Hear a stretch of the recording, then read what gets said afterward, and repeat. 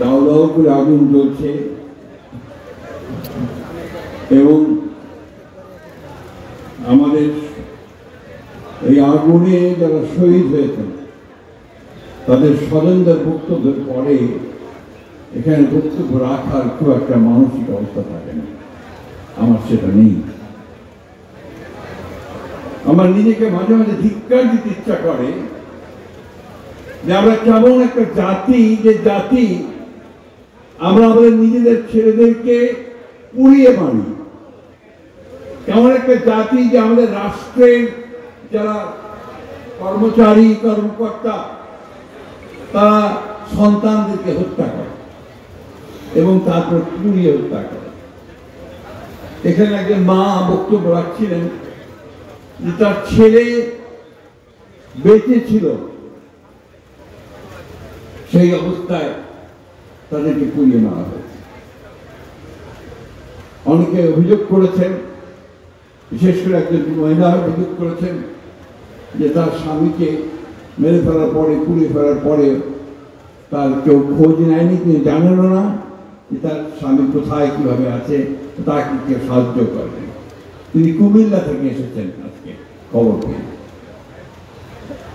আমি ঢাকা ডিসিকে এখান থেকে বসেই ফোন করেছিলাম, তারা সরকার কমিট করেছিলেন যে যারা আহত শহীদ, যারা শহীদ হয়েছে তাদের পরিবারগুলোকে 10 লক্ষ টাকা করে তারা প্রাথমিকভাবে অনুদান দেবেন, আর যারা আহত হয়েছে তাদের চিকিৎসার সমস্ত ব্যয়ভার বহন করবে।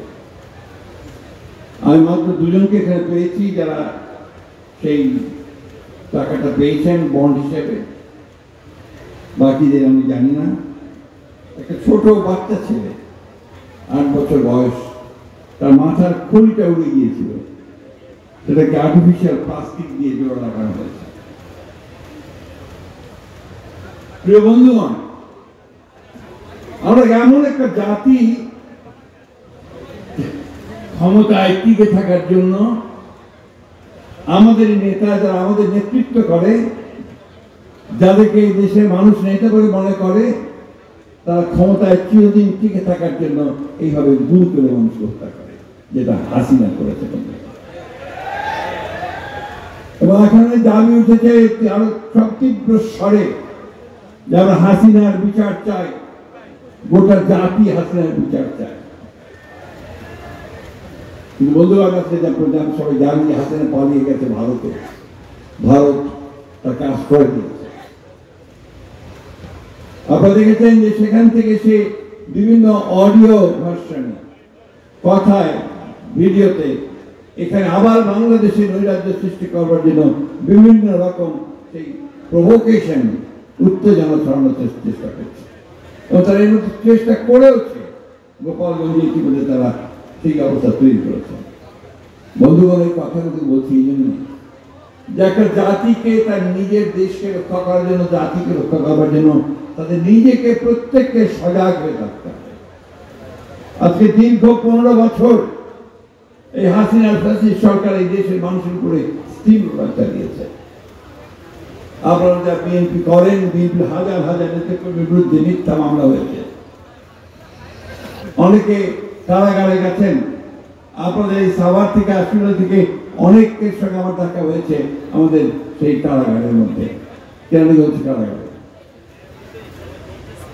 এই যে গণতন্ত্রের জন্য আমাদের আন্দোলন, আমাদের অধিকারের জন্য যে আন্দোলন, আমাদের ভোটের অধিকারের জন্য যে আমাদের আন্দোলন, এই আন্দোলন তো আমাদের করার কথা ছিল না। এটা গণতান্ত্রিক রাষ্ট্র হওয়ার কথা ছিল 1971 সালের যুদ্ধের পরে। দুর্ভাগ্য আমাদের যে আজকে জোর করে ক্ষমতায় বসে ক্ষমতার সরকারি সংস্থাগুলিকে ব্যবহার করে তারা এইভাবে হত্যাযজ্ঞের মধ্য দিয়ে ক্ষমতায় টিকেছিল।